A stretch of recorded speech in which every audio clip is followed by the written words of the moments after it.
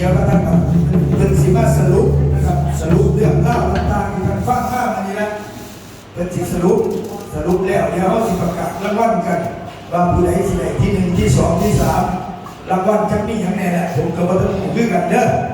แล้วแต่เพิ่นสิให้แล้วว่าเพิ่นจะหาแข่งขันหรอกการลงเมื่อบาทมายังก็แล้วแต่เพิ่นเนาะพัสโกพัสโกพัสโกพัสโก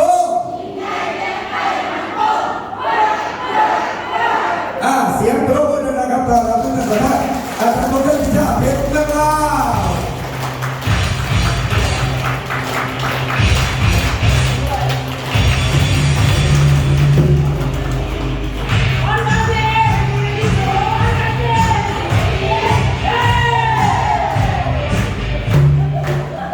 หอดโค้งสุดท้ายเลยครับพอขอสุดท้าย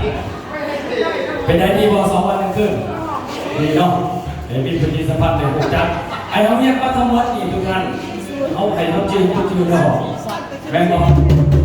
เพราะมันก็มีแต่แค่นี้ในA3มันจะมีอยู่3 คอร์ดมันจะมีเวอร์พีจีก็คือเป็นคอร์ดทุกอินที่เขาเกิดมาเป้าหมายมันเปิดโลกทุกอินของพาสโกบางรวมเนี่ยพาสโกเล่าเนี่ยตั้งแต่เริ่มต้นบริษัทมันเป็นจังไรสินค้ามันเป็นจังไรเอาให้ตัวเดินรายได้เป็นยังแผนรายได้ที่ท่านพอซันซูบอกเขาก็บอกเข้าใจแม่บอกพอเขาบอกว่าให้เข้าใจเป็นยังก็บอกเข้าใจมันหลายเขาเลยบอกมันมีแบบมีเรื่องไหนเขาสงสัยถ้าอยากได้จ้ะมันมีคอร์ส BTC อีกเลยบัตรคอร์ส BTC เขามาสอนแต่ละข้อไปนะคอร์สนี่มีอะไรพิเศษยกเตอร์เนี่ยที่มีของมันใช่ป่ะเวอร์พีจีฟังจะซื้อมันเวอร์เป็นว่าโลกพีจีคือพลาสโกเนี่ยเป็นการเปิดโลกของพลาสโกเฉยๆให้เขาจับแบบอยู่นี่และระบบเคลื่อนของเราเขาบอกเคลื่อนบนสักคืนเองเขามีใช่ป่ะมันมีของมียังต่างๆหมากไม้เสือแต่ละสีเขาไม่ต้องมุ่งใจเขาหรอกเพราะว่าไม่ได้เจ้าคืนหน้าน้ำเสือเจ้าแต่เขาชิบอกว่าเจ้าได้ยังอยู่ในศีรษะเขาไปจื้อที่ท่านห้องเราเมื่อกี้เขาก็จื้อหรอกเป็นบอกก็จื้อแต่เขาจะบอกมันได้หรือเปล่ามันเป็นสีนวลมันเป็นสีนวลนะกับพ่อแล้วแต่ละเหรียญมันจะมีคอร์ส BTC มีหาคอร์สเลย1 2 3 4 5 SP 1 2 3แบบมันจะมีขอของมันแล้วก็ปั้นมันฝึกแต่ละเสือแล้วมีเงื่อนไขแต่ละขอของเสือนะบอกเป็นแบบค้นถอยค้นเจ้าบอกนี่ไม่แต่ว่าเจ้าเห็นไหนหรือบ่ได้สองขอเขาจะให้ไหนแต่ก็ไม่อยู่ตรงนี้เห็นบ่ได้นี่ไปเห็นวิธีของเจ้าไปเขาไม่ไหวอย่างเดี๋ยวไปอยากบอกตรงๆขนาดนั้นเขาไปจะเป็นบริษัทดีหลายคนมากด้วยนึงกับฟ้องพระธาตุด้วยนึงกับฟ้องพระธาตุเจ้าฟ้องคนผิดเขาบอกว่าเจ้าเลยเขาคุ้มครองคนไปหลอกเป็นผักเลยไม่ได้ร่วมกันกับ2 คนหมู่เจ้าเล่นไม่ได้นะทำไมน่ะแสดงว่าเขาเอาเสือไปโตวัดกันเด้อธุรกิจก็คลายมากธุรกิจคือเบิร์ดแต่ไม่ไปขาดเข้าไปสักพักหนึ่งแล้วมันก็เลือกไปเท่าหน่อยเห็นหรอมันก็เลือกคนที่แมนคือเก้าคนโมแมนจะแสดงเรื่องตัวนี้เลยพันล้านต่างๆนะเดี๋ยวเดินหนาแต่ก็ไม่ได้แต่ก็เลิกคือเก่าไม่บอกจะได้จากสายส่วนมากจะได้จากซื้อคุยไปลบคะแนนจะซื้อพวกมึงไปลบจะก็ได้เงินก่อนคะแนนมันขึ้นมาเอากำไรแต่ไปส่งหลอกมันแล้วก็เบิร์ดเดือนหนาแต่ก็ไม่ได้เนี่ยแม่บอกได้ก็มิดคนหยกเนี่ยผู้จัดทีผู้จัดฝั่งมา30,000วิจิบนถนน3 ปีครับธุรกิจการไม่ต้องไปน้ำเดินมันต้องอยู่ในระบบอยู่ในล่างเราขึ้นถนนไปหน่อยฝั่งอะไรคือความจริงเขาจะเดินเส้นทางนั้นมาตลอดในถนนวันนี้ที่ว่าเขาสรุปกันแล้วกันว่า2 วันคืนเราก็มาคิวหน้าไปทันแจกเลยเด้อคิวหน้าเขามาหนีเป่าไม้ตามนี่แต่ละเดือนซึ่งที่ว่าเต็มหลายกว่าวันละเดือน43เลยเพราะมันหลายแต่เบิ้งข้อแต่ละคนแต่ส่วนเขาไม่ยอมเป็นคนที่เสียงใสกว่าโมในบรรดาคณะโชว์เป็นประธานแต่ว่าข้ออักเสบพอบอกหลายแต่ว่าเรื่องทุนมันจะบ่เมื่อยเลยถึงว่าคนใส่เสียงบ่เมื่อยแต่มันไอเพราะว่ามันแตกรู้สึกขั้นตัวก็ไอกับสบายก็ไม่แหบเพื่อนบอกแบบยิ่งบอกยิ่งใสยิ่งบอกยิ่งใสไม่ใช่ใช่ป่ะใครให้เขาจะเสียงแหบโกมีท่าเด้อเขาไม่ยอมคนเสียงบ่แหบแต่ว่าไอที่ระบาดนี่ไอเริ่มจนตาเด้อเลยรักๆกับไอเราหลอกมันอีโรคเดียวไรก็เลยไอแบบนี้ท่านเบิ้งแผนหน้าเนาะแผนเนาะก็คืออันนี้นะวันที่12วันที่20เดือน3มื้อนี้วันที่เท่าไหร่16อีก3 วันเนาะก็คือ มีแต่หาคนดีมากเด้อที่ผมพี่พูดไปนี่ก็ต้องงานบริษัทเขาบริประชุมนั่นนี่เขาจะบอกวันเดือนสมัยเห็นนี่เขาเดินเข้ามาเด้อพอเราเห็นคนนั่งมากๆมาเสาร์นี่ผมแม่อันนี้มันถือว่าพูดกับมันประหัตขึ้นมาถึงนะแม่หาทานดีมากเพราะว่าเขาสมัครไปอย่างยืดเขาจะบอกไปพอต้นหนาวไปทันกับอาชีพคืนชี้นี่เขาอะนะคืนก็ทุกคนแหละจะสัญญามาบอกเขาก็ย้ำกับยุ่งมองกันแล้วเขาก็ไปวายอย่างเนาะไม่ได้ว่าเขาเจ้านี่หาคนมันจะมากแล้วฉะนั้นเขาจะประชุมว่าแผนงานขับเคลื่อนองค์กรกับคณะอาจารย์เขาว่าจะมีขั้นตอนเดิมถึงไหนไม่ทำไปต่างๆเพราะว่าหลังจากทำไปต่างๆนี่เร็วบริษัทจะบอกออเซลให้เขาบอกออเซลคือยอดขายรวมบริษัทให้3%ถ้าถือว่าเขามีเงินแบบคือมันมีตัวอย่างว่าในเดือนนี้มียอดขายคะแนนเด้อ20%คะแนนเด้อคะแนนคือต้องได้อย่างไรบริษัทตัวอย่างคือเดือนนี้เพิ่มเดือนมียอดขาย100,000 คะแนน100,000 คะแนนมาคูณ3%มันเป็นเท่าไหร่20,000เนาะ20,000ก็ไปหาคนปันกันหาหน้าแล้วบอกพอได้ขึ้นมากอะไรปันเขาไม่ขึ้นมากอะไรปันผมมีหักซ้ายหน่อยหักซ้ายแย่อีกสักผมมีอีกสักมีแต่ว่าเจ้าเวียดนามที่เจ้าคือคณะอาจารย์เขาดูแล S3 เขามี S1 S2 S3 เหลือ1พี่ก็เลยซื้อพวกนี้มา 3S 1พี่เข้าใจว่าเขาหมาย3S 1พี่หมายความว่า S มันมี3ตัว S1 S2 S3 แล้วก็1พี่แต่พวกนี้มันเป็นชั้นก็เลยว่าคณะอาจารย์เขาจะดูเลข S3 แสดง S3 ทุกคนมันเขาดูเลขแสดงบริษัทจะหายออเซลตัวนี้แสดงมาดู19เศร้านี่มันเพิ่มมาประชุมเรื่องนี้บอกไปต่างๆและสิ่งที่ว่าแผนงานนะครับมีงานเลี้ยงหาอาหารบอกได้แล้วพาไปเห็นบุญเองไปเจออาจารย์ไปเจอไอ้เนาะเอาจากนั้นไปต้มหลังหรือเปล่าไปเจอโอเคเนาะอันนี้เป็นชิ้นข่าวเศร้าท่านบรรทุกประหัตนี่บัตรที่นี่วันที่22ทุกท่าน22นี่เนี่ยบัตรเห็นไปแล้วเด้อ300ไปบอกเซเลเมนี่จะผ่านคนโอเคเนาะตัวนี้งานนี้นะเขาจะไปนะสนับสนุนต้องแจ้งร่วมกันผู้ใดไปร่วมงานตรงนี้ก็คือเอาบัตรนั้นไม่มีด่วนเนาะพอวันที่22เนี่ยเป็นงานแกรนด์ OPP อยู่ที่หอประชุมสโมสรของการปกครองเมืองหรือเปล่าเมืองทาแดงเป็นทันเดอร์แสดงเขามีคนให้เขามาบริษัทเขาก็มีนั่นน้ำมันรถไทยยังแบบเดียวคนที่19ที่แจกเนาะแล้วก็มีโปรโมชั่นขายของไทยเงินกันกับอยู่ห้องแคมป์นะอีละวันเลยเพื่อสิมีโปรต่างๆให้พองานนี้ครับเป็น300 คนเท่านั้นตอนนี้วัดไปเหลือ300ไม่แต่รายละเอียดตรงนั้นครับชี้แจงว่าในนี้หรือว่าจากนั้นที่เป็นจะผ่านรับตัวนี้ผู้ใดที่เป็นความที่เป็นบริหารและกรรมการเนาะตรงไหนเอาหูตรงไหนท้ายหูจบนี่ท้ายหูเรื่องอะไรยืนเรื่องแซนสูตรข้างในท้ายหูเพราะว่าสิขึ้นป่ายไงดิเพราะมันมี LCD แบบใจทำเมื่อรับนึงไปเลยขึ้นเลยแสดงขั้นยังไงคือ3 คนนี่กับผู้ต้องมาถ่ายเนาะเป็นอย่างถ้าว่าจะเสร็จยังไงจะเขาขึ้นนั่นแต่เป็นวงงานของเขาแต่แก่มากเด้ออันนี้คือผู้เสนอเป็น1คือเบบี้ก็พยายามนั่งเสนอมาตัวนี้ครับผมเป็นบริษัทเสนอเราเห็นได้เราเสนอมาแล้วบริษัทจับตาขายทุกในหมกไป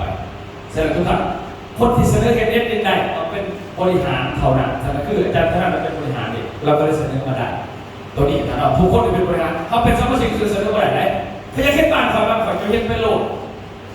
ก็ถ้าเป็นบริหารโมบายเขาจะสื่อสารแต่เราก็เป็นบริหารก่อนบริษัทจะเป็นข้ามเข้านะเขาใจเนาะตัวนี้ก่อนตัวนี้เป็นวันที่22เนี่ยเขาสมัครคนเป็นรวมได้เนาะรายละเอียดต่างๆเอาไปเป็นรวมเป็นจะเกิดแต่เข้าไปรวมกันดีกว่าเกิดการขาดขายเป็นหยอดข้อห้องอะไรเนี่ยก็ว่าไปเนาะอันนี้เนาะอย่าลืมว่าทายหูตัวนี้ทายตัวบอกเขาอยู่ได้เด้อ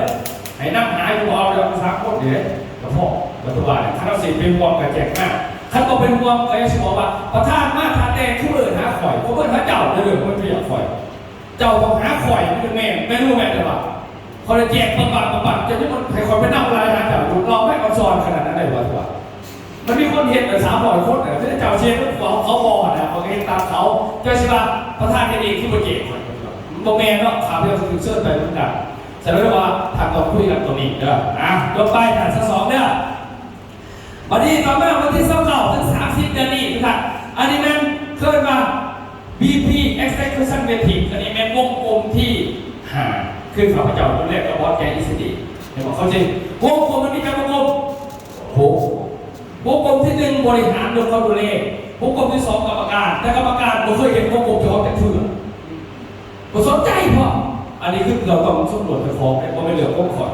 แต่ผมขั้นโอเคผมเตรียมอะไรมาเห็นพวกผมเป็นคนคิดเนาะจะได้บอกโมเวิร์กแหละบอกผมเป็นตลอดแหละนะเพราะยิ่งจะซื้อมาไปเห็นผมก็ไม่ได้วงกลมที่หนึ่งคือบริหารเสือซีกงเป็นคนทำที่สองผมบอกเป็นเหตุเป็นกำลังข้าพเจ้าก็สมัครแต่งตั้งในคนที่บริบรรลุเรื่องนี้ที่เป็นกำลังการใช้จับไปยื่นเอกสารหลักก็แม่จับไปเองไหนก็ได้เลยครับผมมีขันลอยจำทำตาจะว่าผมมีใบแจ้งการแต่บริษัทเขาจะห้ามเรื่องอยู่แม่บอกบริษัทแต่เข้าใจแล้วบริษัทต้องยื่นเสนอผ่านรัฐเขาไม่จับไปยื่นเอง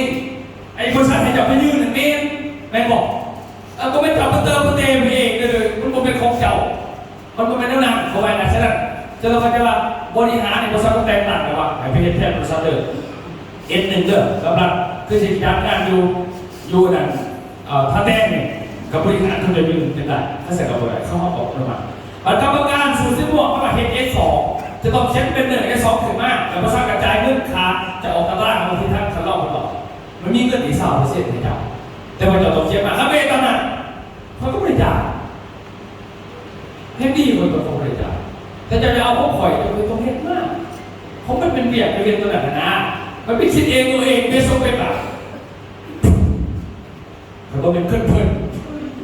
ไม่มีอะไรผมไม่ได้เห็นเจ้าขนาดเขาก็สอนเจ้าขนาดนั้นเวลาสักออกกันแบบมุมมองกันครับขอสอนจะแบบไผ่เข้าใจในทางที่เดินนี่มันคงเป็นขนาดคือทางนอกเราบอก99%ผมเป็นผู้เขาเองแต่ที่ของเขาขอกับพาเขาไปเที่ยวให้เขามวนแล้วเขามีความสุขเขาสื่อของเราก็ได้โดยดีทีอย่างอีก1%เนี่ยที่พากันรวยตอนนี้ไม่บอก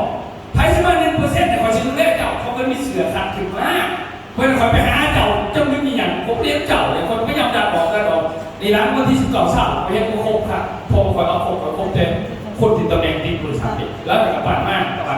ไม่ดีกัน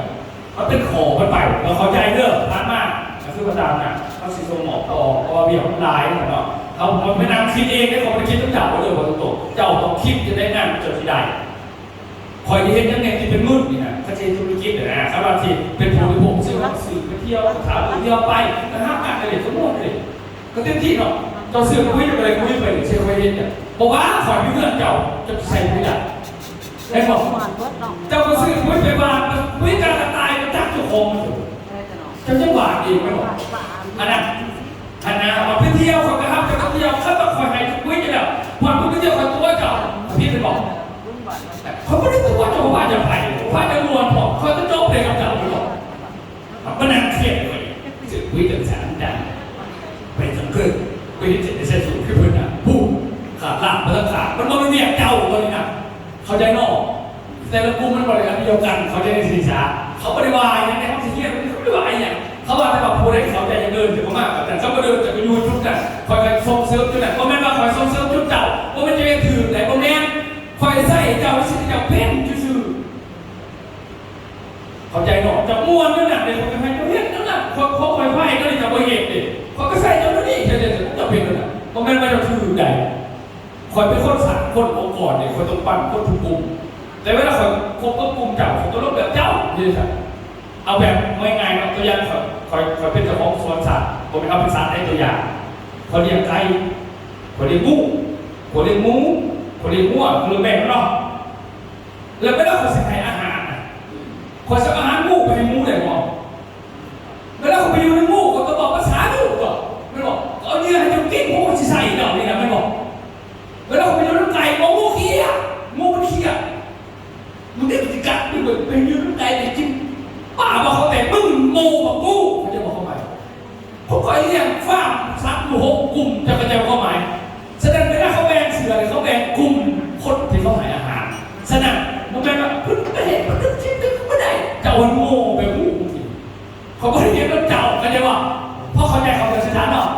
มันต้องแบบนี้ไม่ได้ชิบะดาถัดมันมีประมาณนั้นแสดงว่ามันเก่า30นิวสตาร์ชื่อออกมาแก้วอันนี้ผู้ที่ได้ทำเสือตัวนี้เนาะเสือตัวนี้เขาจะไปตั้งเป็นไพ่ดอก หากไปว่านี่ก็คือไหมากเท่าเก่ากับ30เนาะตัวนี้เป็นโครงการพิเศษก็คือนิวสตาร์นี่เป็นเครื่องไปเปย์บัตรว่าเกิดบัตรดาวดวงใหม่ก็คือมาห่วงงานเฮียนหมู่มันจะมีทีมงานประเทศไทยพาสปอร์ตไทยไปเกือบ3 คนแล้วคนก็ห้องอีกเกือบ3 คนมาพร้อมกันอยู่ของการคนที่บริเสือตัวนี้ห้ามมากเลยเด้อเขาไม่ได้เอาเบียร์เขาจะได้เป็นเขี้ยอีกจะตายอีกเนาะก็อีกเป็นเรื่องนี้ก็ไม่ได้ไปกินเกินไม่ได้ก็เป็นกินเยอะบ้าบอกเขาแต่เขาบอกจะได้ดีไปดราม่าเด้อเป็นจะเขี้ยตัวนี้แย่งเนาะแย่งก็สิแย่งก็ได้ดีแล้วก็ต้องไปต้องมาต้องไปตัวกันเด้อมานี่ไหมพวกเรามือทะเบียนนี้15ไปเที่ยวปากซองก็ต้องขึ้นไลน์ไปเที่ยวบ้านเจ้าลา36ไปเบิ่งสวนกาแฟที่ใส่พื้นที่จริงๆกันไปพูดแล้วครับเพชรสมบูรณ์พูดแต่ว่ามันอย่างเขาลาพอทานไปมันอย่างนอกไปเบิ่งสวนกาแฟอธิบายเลยปุ๋ยต่างๆเขาใส่แล้วพอเป็นเขาใส่กาแฟถึงไปเจอนะแล้วก็เขาจะพาไปเที่ยวจังหน่อยอันนี้มือทวิตนั่นเองว่าท่านไอ้เหี้ยไหนแล้วการทีมงานกับบ้านกันอันนี้มือที่2ก็คือมือที่30แบบเขาต้องดูแบบนี้เป็นเงี้ยมือกระบอกตอนยังตอนแรก15ไปหาอาหารบริษัทจะเลี้ยงเขาแบบพอไปหาอาหารเคยไปนะตามหามีแต่เนื้อขาวๆผักกาดขาวต้องเพิ่มนะโอเคเนาะอันนี้นะที่เรื่องเด้อเสื้อเก่า30เด้อทันต่อมาตามอีกประเด็นที่เสือบ้านเนี่ยไปให้บอกเสือเป็นเสือเขาที่นี่งานหายต่างหากเขาไม่ได้ปนกันว่ามันแบบใครไปเลี้ยวกับมันบอกแง่จะบริวารจะบริเวณหลายชื่อเขาเลยสัเขาแง่เป็นแบบนี้เขาจะเรียกว่าชั้นอ่ะมันถึงเสือหลายอันโอเคจ้ะโอเคผ่านไปแล้วเสือเก่า30เนาะแต่ตอนนี้ว่าเนี่ยงานตัวนี้มันทุกคนวางกันมาเนี่ยเขาเอาทีมงานเข้ามากระไรหรือคนมาทำเป็นซัพพอร์ตสิ่งกายานเนี่ยเขาอยากเขามองเป็นครอบครัวอะไรก็เขาเผื่อมาฟังบางผมเอาตัวก็ดีในบริษัทเขาแสนสิอีวันนี้วันที่11 เดือน 4เขามีงานรวมพลคนพาสปอร์ตลาวประมาณ200 ทานอยู่ที่ก็แพร่ข้างฟอกตอนนี้ทานซื้อเป็นบัตรแต่บัตรเป็น300,000 กีบอกก่อนเด้อถ้าเขาซื้อเป็นสินค้าก็เขาซื้อว่าหนึ่งวันนี้นะชุดหนึ่งให้บัตรหนึ่งเลยแล้วก็แถมปุ้ยเขากินอีก1 ขวดคุ้มบ่กลับมาบ้านกับราคา30%กันเก่าแต่จะไม่ได้แพงแล้วก็มีบัตรไทยเขาจะบอกไหมเป็นโมเมนต์เลยอาจจะสินกลับมาบ้านนี่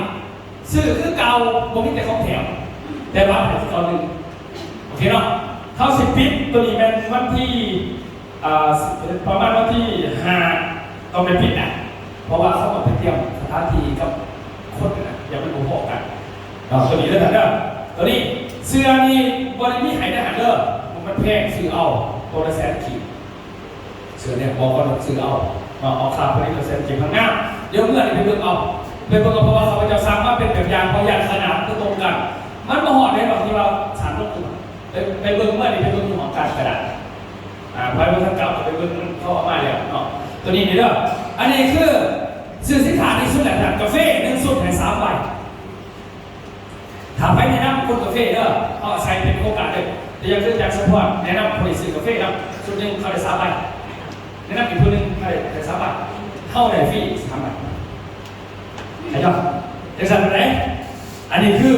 กระบวนการของท่านเด้อไอ้ทุกท่านในกระบวนการกันส่วนนักข้อนักร่ำกับวงดนตรีเป็นพวกเราบันทึกเสียงเหมือนเดิมแต่ว่ามันขึ้นในรูปกับยังก่อนซีวันเดียบล่างลงไปแล้วก็ขึ้นครับก็ส้มซีนาดอกเพราะว่านอกจากเปลี่ยนเราจะคุ้นเลยนะอาจารย์นั่นเจียงเงวอันนี้ว่าเดี๋ยวจะเจรจาเรื่องค่าตัวเขาจะเอาเขาไปนั่งเอาทั้งเดือนเสือพอดีกว่านึงอันนี้บอกทางจื้อเขาไปแล้วเขาจะไม่ค่อยระบอกยังเขาจะบอกวิลีจื้อระดับเมื่อเขาจะเอาบอลเนาะคือเขาจะโบเคยบอลนี่ทุกคนจื้อแต่หน่อยที่นี่ก็ว่าเขาจะเห็นยังแต่เห็นยังแต่ว่าเขาจะโบเคยตัวคนเห็นยังอนาโดท่านพ่อแม่โบเห็นหมดสินะที่บอกว่าเอาบอลขึ้นนี่คือสาวิลีแล้วไปลบกันเรียบร้อยก็คือเล่ามาจากไปแต่เรื่องว่าคิวมันตรงกันมองนะถ้าคิวเขาตรงเท่านี้แม่งเขาสบายจากเขาเลยจากที่เดินถือนะเป็น3 คน แต่ว่าส่วนเขาเป็นส่วนประมาณปลายเกินไปครับแน่แต่ว่าก็ต้องใส่คาราโอเกะแล้วเพราะว่าดนตรีเขาคีย์บอร์ดนี่เขาดีโปรเป็นเขาเหมาะโปรเป็นแต่บานเท่ามันโผล่บานเท่าขอแต่มันคือเลยเพิ่มอันบานเท่าแต่เขาไม่ได้นะเพราะว่าเขาจะรักษาเครดิตเขาเวลาบอกเป็นปึ๊บแล้วมันเป็นเพียรเขาดิเขาเพียรเขาปึ๊บเขาจะรักษาตัวเขาจะบอกขึ้นเขาตามกันเลยครับเนาะแสดงได้ว่าอาจจะได้ไปแต่ว่าส่วนปกติเขาในฝันในเสาเลยคือแบบปลาใช่นักขอบเลยไปสิไปสอบนักขอบกันประมาณวันที่เสาปลายผมจะเริ่มสอบให้เสาปลายเพราะว่านัดกันเรื่องคีย์บอร์ดอยู่แล้วเราได้แจกขึ้นเอาวงเขาเองดิดเองโค้ชเองมาเลยโค้ชก็มีนั่นนี่แหละโค้ชพิธีการนี่แต่มีโค้ชปกติต่างหากเพราะเขาจะมีวงดนตรีเองไหนเขาจะซื้อไอ้ที่เขามาเนี่ยเขามาเป็นคนชักซื้อมันมีมือคีย์บอร์ดมันมีผู้จัดการมันมีอย่างของเขาต่างหากแล้วนะโค้ชระหองยิ่งมันก็มีเรียบร้อยที่แต่ว่าเขามานั่งเข้าวันก่อนแล้วเขาก็ซอยไปซื้อนะเพราะว่าจากทางนึงเขาให้เขาเลือกเลยเพราะว่าให้น้องใส่ตัวเลขพวกนี้น้องใส่ด่าตัวเลขพวกก็เรียกว่าสมดุลกันเนาะแสดงว่าเตรียมพร้อมรอบทุกท่านเนาะท่าต่อท่าเต้นกันเตรียมพร้อมกันอันนี้คืองานเนาะวันที่11 เดือน 4เนาะตัวนี้เนาะอยู่แถบฟอกตอนนี้เริ่มเลยซื้อของกับเก็บไปเลยซื้อกาแฟถ้าเศร้าแถบ2ได้ที่นั้นถ้าซื้อปุ๋ยสุดที่มันหายนะยังหายเหมือนเดิมแต่ว่าผมมีของแถมความดีแต่ว่าหายวัดที่นั้นที่ไหนถ้าปุ๋ยเป็นโมนีออนไลน์ใส่ไปอย่างมันบกคุกบ่เป็นคำจะบกคุกนะเข้าบกคุกเพราะว่าเพื่อนไทยเพียงแดง2 ตันแต่ได้3 ที่นั่นเป็นไงวะเอา2 ตันไปซาฟารีเบอร์บริโภคไม่หมดเขาก็จะขึ้นภาษาพ้นประโยชน์อะไรก็อะไรอย่างไรเขาดีแค่ตัวนั้นคนนั้นลบกันเลยคือไห้เหมือนเดิมแต่ว่า3 ที่นั่นก็เลยว่าไห้บ้านได้ชื่อบอกก็เปิดมาเขาบอกหายบอกก็หายเขาเอาผมจะรวยแค่เท่าเลยครับก็เลยว่าคัด2 ตัน3 ที่นั่นให้เขาไปซาฟารีเบอร์ก็เลยเนาะก็จะเป็นกันนะแต่ครับมันอื่นจะซื้อหรอกก็เลยว่าดื่มกาแฟเอาคุยหน้าเอาสินะให้มันเป็นของงานดีประมาณนั้นสื่อของที่ก่อนให้ธุรกิจค่าใช้จ่ายขึ้นมา300,000กระซับสื่อข้อมูลมาซื้อเนาะว่าทุกบาทมันกระดีบอกกระดีแต่ว่าค่าใช้ธุรกิจมันก็จะดีกว่ามันคุ้มมันไปขายมันก็ได้คนละตัวเนาะโอเคอันนี้เดี๋ยวว่าเจอกันทุกท่านเนาะสนุกสนานสนุกเรื่อยๆเดี๋ยวเขาไม่มีอย่างเนาะโอเคแล้วจะเริ่มทุกท่านตัวนี้เนาะโปรโมชั่นของเราตัวนี้ก็คืออันนี้หลังสงกรานต์เราเดินทางซาฟารีเบอร์เต็มที่ทุกท่านอันนี้เนาะเต็มที่ทุกท่านที่เขาบอกว่านี่แหละยังไงก็ข่าวกันทุกวันเนาะคือเมื่อวานนี้อันนี้เป็นหลังสงกรานต์เดินทางมันแจ้งเห็นพาสปอร์ตไปเลยทุกท่านแต่มันเร็วจะรอสงกรานต์มันสัญญาเจ้าหน้าที่ปิดงานหลายคนเป็นวันนะเมื่อนี้เห็นพาสปอร์ตไปเลยเด้อเตรียมพร้อมม้วนนั่นเดียวทำผมไม่เหี้ยผมไม่มานั่งเที่ยวสิไหนอันนี้ไม่ได้3 หรือพิธีอันนี้ก็เลยแบบเที่ยวมาต่างกันอันนี้ม้วนอย่างเดียวเที่ยวอย่างเดียวมันเป็นม้วนเต้นลำเบิดมือมันเป็นไพ่ว่าของเพลงเต็มที่พอรถบัสเขาสับวงมันตีก็บอกใช่เต้นลำเต็มที่แต่เนาะเดี๋ยวสิบอกต่างๆจะมากันอีกพอไปเนี่ยมาเล่นไปเรียนต่ออีกม้วนต่ออีกนะครับไปดินน้ำทะเลกับสนุกสนานท่าเที่ยวเต็มที่เนาะม้วนในนอกทุกท่านเนาะห้องนอนกับรูหราดี2 ตัน 1 ที่นั่งเด้อสามีเลยอันนี้คือตัวเขาจะไปท่านเนาะอันนี้คืองานของเขาคิวงานตามที่แจกไปเนาะที่จะได้เรียนการการสนับสนุนกันเขาเฮียนมาก2 วัน 1 คืนเมื่อกี้เขาเฮียนเรื่องเครือข่ายเนาะถ้าเข้าใจว่าเครือข่ายเป็นอะไรเขาจะสื่อสารกันแล้วอย่าสำเร็จในเรื่องที่ขอนี้อย่าออกนอกทางอย่าออกจากล่างเฮียเป็นผู้เฮียที่ยังล่ะเฮียโตเข้าอยากเป็นนั่นแหละเหมือนมันเพี้ยนจะได้เป็นสิเป็นมันต้องมีอะไรแต่เพี้ยนที่ปีนขึ้นศาลโต๊ะขึ้นศาลเราโปปีนี่นะเขาเหี้ยอะไรเขาเป็นขึ้นไปเถื่อนเขาโต๊ะศาลเขาเหี้ยนานๆนะครับเขาเหี้ยแต่โต๊ะศาลเขาเหี้ยหักมันจะขึ้นบอกมันต้องขึ้นจะต้องเหี้ยตามจะเหี้ยมากขึ้นไปนี่แหละก็คือการจับเหี้ยไปนี่อย่างเหี้ยเลยมึนตาหมองไปคือคันนี้ผมมีมาใส่มันจะเอาขึ้นไปทำอะไรเพราะว่านะผ่านรัฐอย่างเหี้ยคู่ก็คู่มากจะใช้ผู้เดือดแต่ก็จะบอกเขาสอนนั่นบอกเพื่อนจะคู่และรัฐบาลไปทักเทียนยังอยู่คือเขาเอาไปเอาเงินเดือนนี่มาเลยมันไม่ได้มีนะครับ ก็บาทเอามาเต็มซองขอต้องเข้าใจคือแบบเฮียนคือพวกเนี้ยตัวเฮียนไปแล้วตัวเองขอสองคือนักโปรโมทเดินสารคือเราไปเดินสารเอาชีวิตจริงมาเด่นได้ภาพแต่คำว่าสอนในการสารผู้นำเขาจะมาปั่นผู้นำเป็นตัวขึ้นมาทุกท่านเห็นได้ตามไหนก็ต้องไปคิดเองเดินตามระบบที่ทำรอบมันต่อไปมันจะเก็บตอนนี้เป็นขอไปให้บอกฉะนั้นถ้าต้องเขาจะมาควบสเต็ปเครือข่ายเกิดขึ้นในซอกขอหนึ่งตัวเขาเป็นเอง100%เห็นเองที่ไหน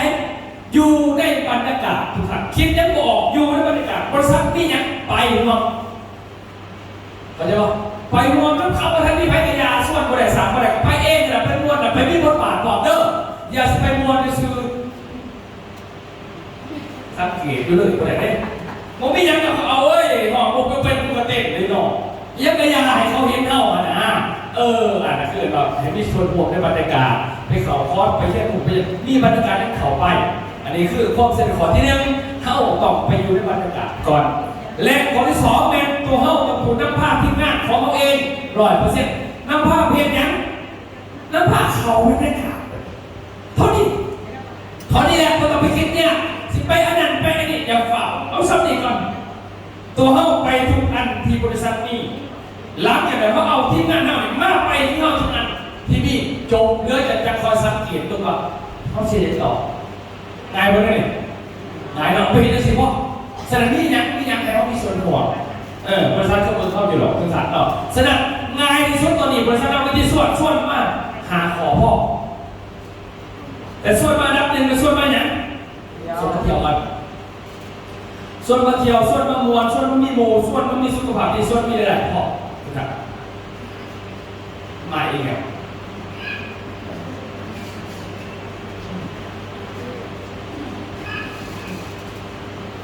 ตอนนี้เขาส่วนไถระบอก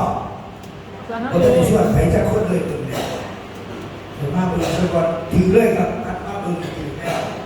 หลังจากเอาไปผมบอกไปพามาจากคน2 นาทีพาผมมาเที่ยวเอามาอีกผมก็ว่าถามมูเลยว่าผมก็ว่าฟอดถามกันเลยว่าจะมีบุตรจะคนว่าจะคนว่าจะมีใช้สิ่งนั้นเลยก็เลยพูดเลยหลังจากนั้นผมก็สอนในพิธีว่าเด็กกันไหนจะข้อเงินคืนเลยคนละคนบอกว่า2 ก็ไหนร่วมมา3 หลักตายตัวนี้ร่วมมาถึงนั่นแหละครับทำแต่สิ่งใดที่เราได้ร่วมในสนุกสนานวันนี้เวลาเขาสู้เขาไปเองก่อนเนาะไปมวนไปเที่ยวไปที่มูเรียวไปยังไม่จัดให้มวนออกกันถ้าพี่ผมมีแผนเขาต้องแสดงให้มูก่อนบรรลังจากนั้นน่ะเขาเอาเขามามันเอาคนมาแล้วเข้ากับผ้าเขาเที่ยวได้ผมเป็นผ้าที่ทำมาสิ่งมากเลยน่าก็จะไปเรื่องไปนักข่าวเนี่ยก็ยิ่งเลิกเป็นจับไหนเสื้อนี่คนที่เคยมาในแบบเราในรอบหน้าเขาอยากไปดูที่อื่นที่ผ้าเขาไปนะเห็นบอกมันมีหลายคนเขาอยากไปอยู่ที่ไหนก็ได้ว่าเป็นอย่างคือเพราะในที่มันมวยแตกในที่มันกระจอกในที่มันพบปันนั่นขนมในที่เป็นหัวจะต้องลากลูกได้กับรถไฟหรือเปล่าอันนี้ลูกหมอหางก็อยากไปถึงตายไอ้หมอหัวแบบนี้นี่เอาพุ่งใหม่คอยส่งเสริมใหญ่เลยผมก็ส่งโคตรอีกคนเด็กอย่างว่าผมไม่อยากว่าดิอาหารมันถิบรับอาหารถิบคนตัวอยู่ฉันเป็นบริษัทอื่นครับเอามาดีบอกถ้าใครเขาคิดแบบพี่บอกคิดไปสิไหนแต่บางคนแบบใครเขาจะว่าเจ้าสิผ้าเขาได้แต่ได้พอเจ้าเองกับพอผ้าเขาไปเที่ยวกิจกรรมกับโมห่วงเขาบวนซื้อหนาบูดมันเป็นปุ่มเมี่ยวน้ำผ้าสัมปสิกเขาก็ไม่ได้เห็นอย่างอย่าให้บูเห็ดเมย์ด้วยใจใช่เห็ดอย่างเหมือนกันเมย์ที่ไหนที่ผ้าที่มันเห็ดเบี้ยเขาจะอยู่น้ำไม่รู้ว่าไงเจ้าผัดไปไม่เป็นไม่เปลี่ยนเรียนงานดูสิจะมีบ้าโบโคตรเต็มฉันสามีเลยด้วยเลยวายเครือข่ายอยู่แล้วเกือบ30 ปีมันด้วยมันเป็นเศรษฐีมันแล้วก็ยังมันถูกเป็นแบบที่ตัวอยู่กระสอบมันโบนี่แหละตัวตรงๆเลยนะเพราะมันนี่มันก็โตดอกแสดงที่จะตาย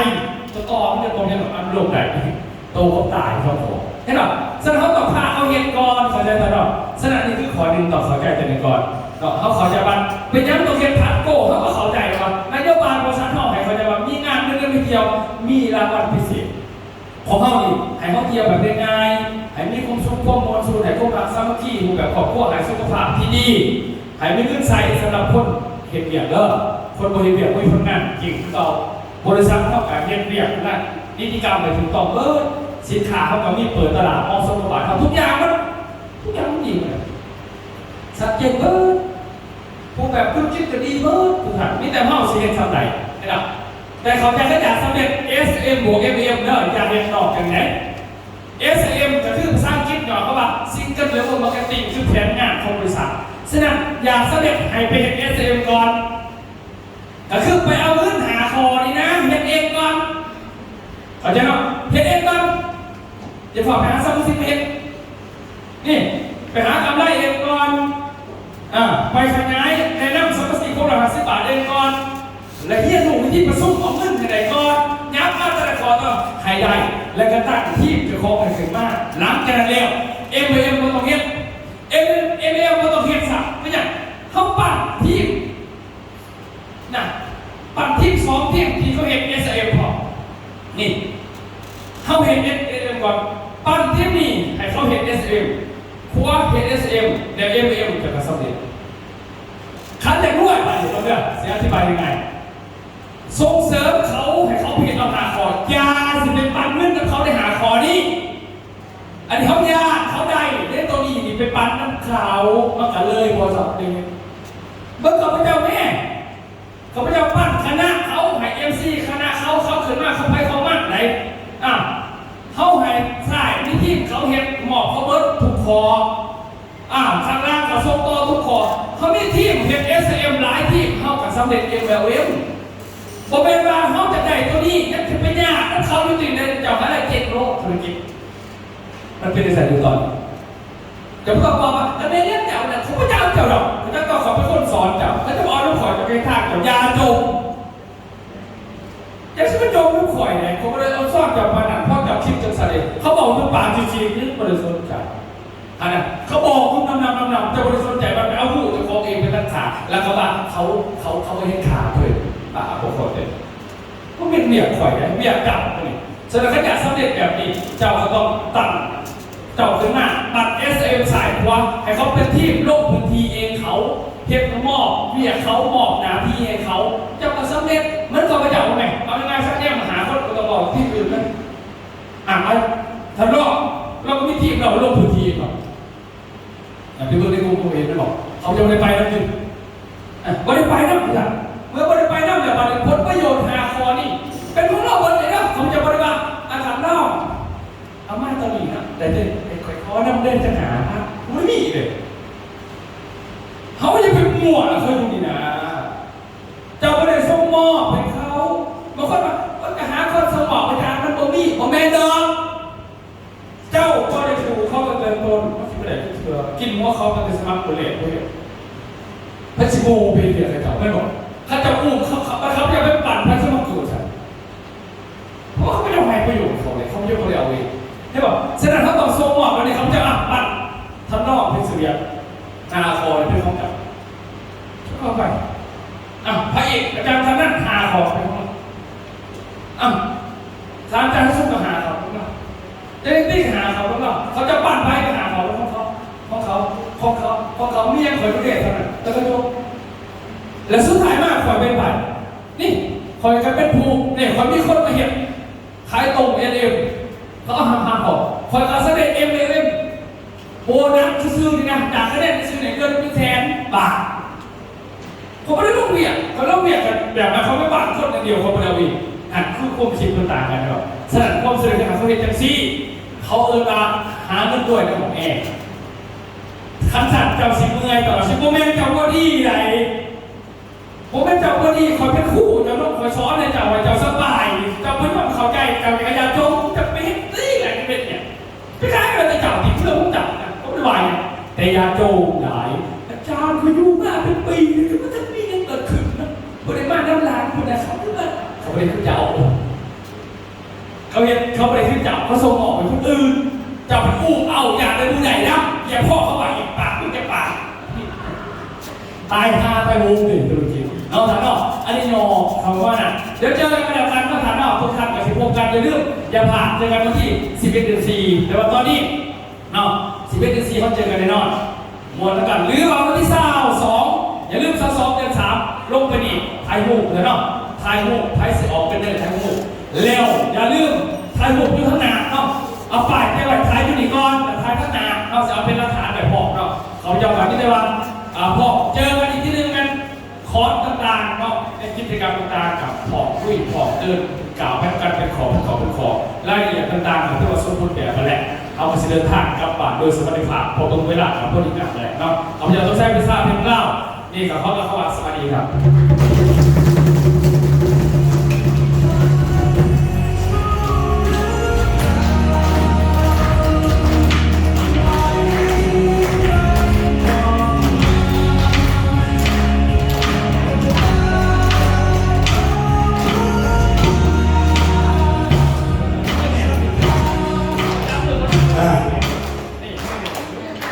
บ่มีงานเลี้ยงใดบ่เลิกล่า